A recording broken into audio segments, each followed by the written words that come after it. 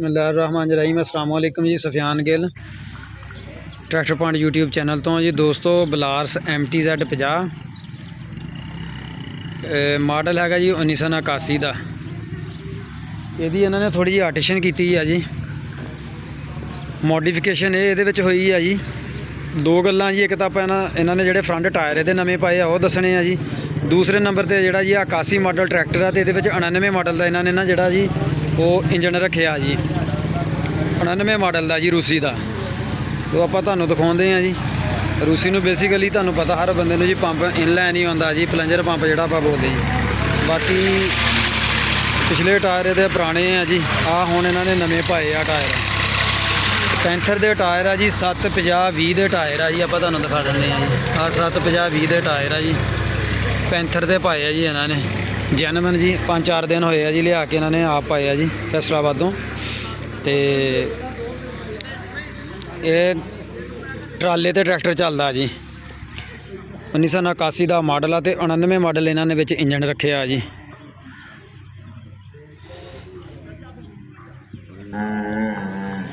ये पिछे जी 30 फुटा ट्राला चलता जी। उसकी वीडियो आप अज शेयर करांगे। अल्लाह खैर करे जी शाम को इंशाअल्लाह। बड़ा वधिया ट्रैक्टर इन्होंने रखा जी। लीकेज शीकेज तो तुहानू पता फिर होंदी रहिंदी है नालों नाल। बाकी पिछले टायर बिल्कुल नहीं है, जीरो आ। ये कहते जी टायर हजे महंगे आ, 4 गेड़े होर ला के तो फिर नवे टायर पावांगे जी आपां।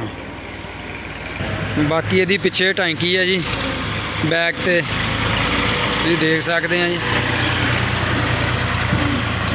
इधर अपने डॉक्टर साहब जा रहे हैं जी मैसी लैके अपना।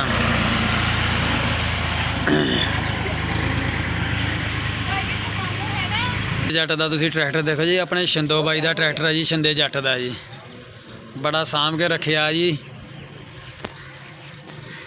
ये नाल जी सिर्फ गन्ना ही ढोना वा जी साल बाद कंडे तो ट्राला ही चलाना वा। मुड़ के ट्रैक्टर वाले अंदर खड़ा कर देंगे आ जी।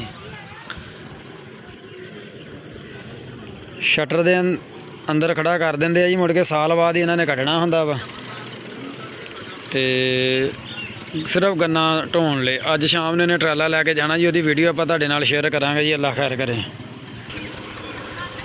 नवे इन्होंने टायर पाए आ जी पैंथर दे। ये जी इन्होंने लए है जी दोनों जोड़ी जी 55,000 रुपये की लियांती है जी। सिर्फ फ्रंट टायर आ जी।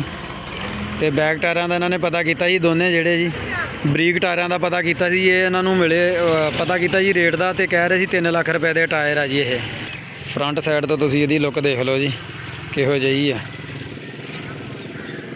पूरे ट्रैक्टर की और टायरों की जी। मोटी गुड्डी दे विच आ जी बनिया टायर, तुसीं देख सकते हैं। पहले इन्होंने पुराने टायर लियांते सगे लेकिन वो इनू फिट नहीं बैठे जी, तो चाड़ी नहीं सी रहे इन्होंने रिमां ते। फिर इन्होंने दोबारा जी नवे लियांते 55,000 रुपये के।